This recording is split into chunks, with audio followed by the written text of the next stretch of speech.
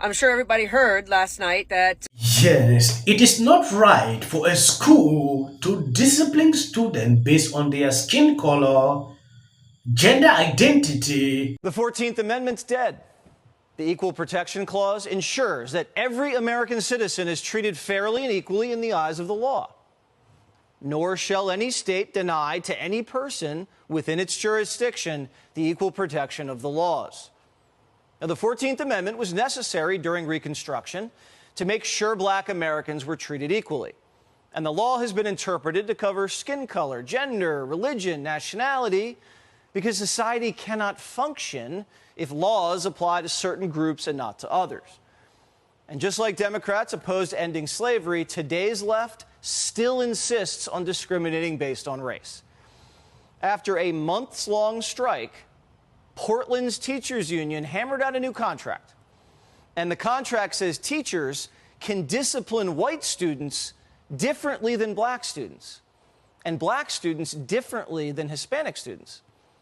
So if a student is disruptive in class, the schools must, quote, take into consideration the impact of issues related to the student's trauma, race, gender identity, presentation, sexual orientation, disability, social, emotional learning, and restorative justice. Everybody in a school milieu is equal. If you do something wrong, you should be treated equal. If they start treating students based on their skin colors, if you disagree with someone, it therefore means you have to treat that person very badly. If you don't like a particular gender, you have to treat that person differently. That should not be happening. If you have a child in this school, then see observing that this should continue, then you are insane. Yes, I don't believe that in 2023 we are still witnesses this.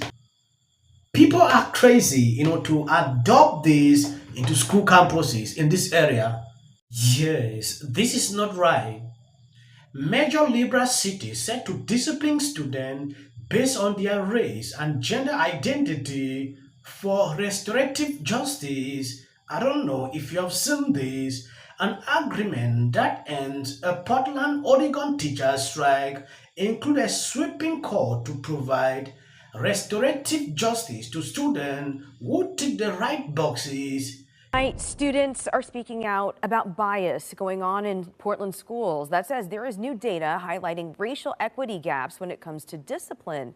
Coin 6 continuing our coverage of growing behavioral problems, and we sent our Joelle Jones to listen in on tonight's meeting. She's live tonight after hearing from students, staff, and parents about all this. Joelle? That's right, Liz. And there was a lot covered in this meeting, but perhaps what was most interesting was that data showing students of color are disproportionately disciplined when compared to their white counterparts. Now, we've covered on this station incidents of another race-based attack on a Portland public school campus, but the students inside this meeting say they're hearing hate speech nearly on a daily basis. Because it happens every day. How many times does it have to happen for something to change? Students asking for more to be done when responding to incidents of hate speech and bias within Portland public schools. Students, parents, and PBS staff weighed in during the district's Racial Equity and Social Justice Advisory Committee meeting tonight, where experts outlined their approach to help address gaps still seen in student equity. Here in Portland, our black students make up about 8% of our student enrollment, and yet they're accounting for over 24% of referrals and exclusionary discipline.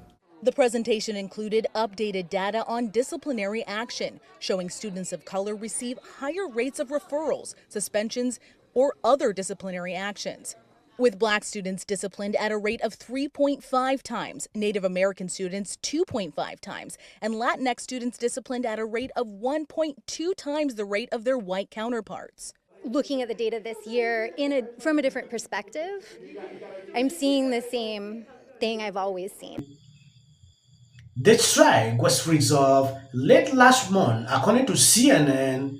In the past, middle schools and high school students could be suspended for at least 5 days in case of the most serious incident of physical harm or threat of violence, according to this news article. Now, a team of staff, psychologists, counselors, and social workers will become involved with more staff assigned as needed. The district said it wanted to solve the problem that non-white students were suspended too often, according to Oregon Public Broadcasting.